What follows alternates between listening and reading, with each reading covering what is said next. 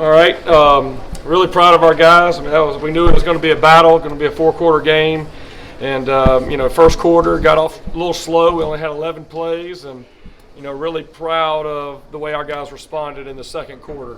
Something that we talked about. We're going to face some adversity as it goes, especially when you play good teams like that.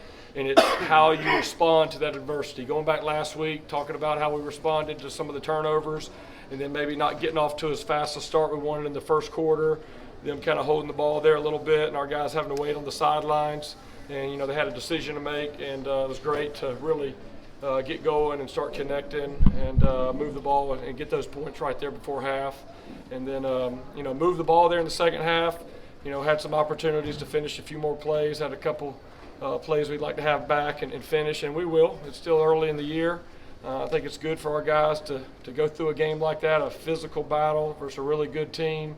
And, the last year's team, they did that. That was last year. This is this year's team to really have to face that and see how they would respond. And that's really what we were looking for going into this game. So big picture-wise, I'm really proud of our guys doing what it took to get the job done.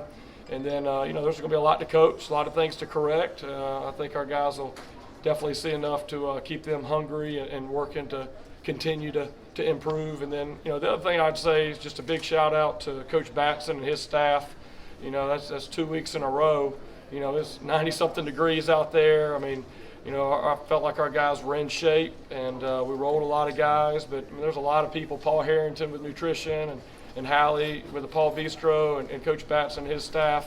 I think the hat's off to them because that's a big part of the game too. It's not just the X's and O's. It's being able to go out and be able to play in that hot type of environment, and I felt like our guys pushed through pretty good. Jeff, what's your reaction to seeing Amari Rogers get back so quickly? And not only did he play tonight, but he played meaningful snaps. Yeah, if you would ask me 2 weeks ago, I thought it was going to be October, looking at the timeline and all that, and he just really started hitting his, the different the boxes needed to be checked.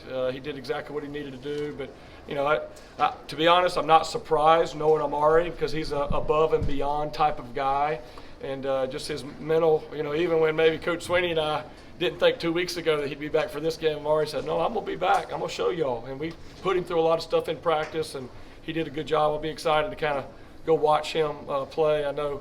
The biggest thing talking to him during the weekend practice, his knee wasn't bothering him. He just had to really kind of get into play in shape because that is a different, deal than just, being on the side running a little bit. But thought that was great for him to get back out there and definitely going to help make us better. Jeff, what does it say about the level of trust Trevor has? He throws into double coverage on the T pass, and he contorts his body to make the catch. He knew he'd get open. Yeah, that's just guys that, they work a lot after practice together, and it definitely takes trust and being able to throw it up in that situation.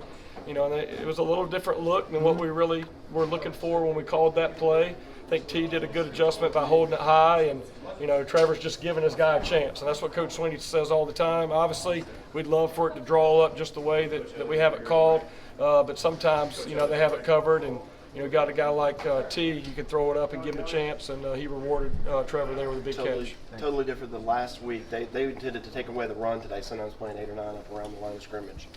How does the game plan change after that? Yeah, we knew coming in that these guys were going to challenge us. I think they finished number 3 in the country in rush defense. Coach Elko has always done a great job stopping the run.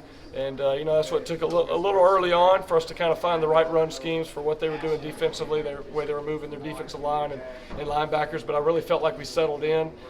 Big day for Lynn J. Dixon, for him to come out and be our leading rusher. Was huge because we're going to need more than just Travis as we go down this road. And then for Travis, I think the big plus was over 50 yards receiving.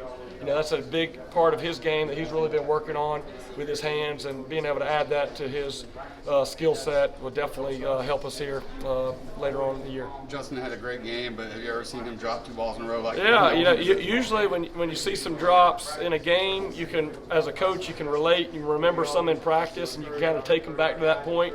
But Justin has some of the best hands on our team, and it was unfortunate. He had 2 in a row. I know he hates that, but he's the kind. What are you going to do? If Michael Jordan misses a shot, you're going to give him the ball the next time. And that's what I told him. I said, hey, we're going to come back to you.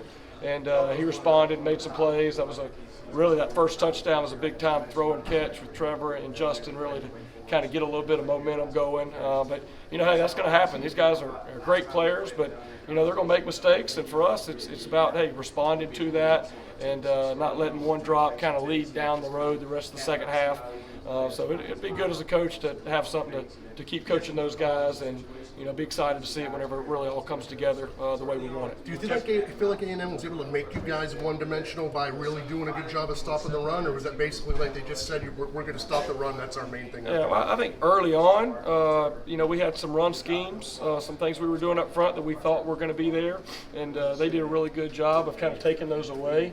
So I think for us, we had to go into a little bit more of the RPO game. I hate that we had that long throw to Justin. We had the lineman downfield. Took a little while on that. But I think once we kind of got settled into some of our RPO and really let Trevor start making decisions, and he did a really good job kind of controlling that with our RPOs, and then that kind of let us settle down a little bit and hand it off whenever we did get some of the two safety looks.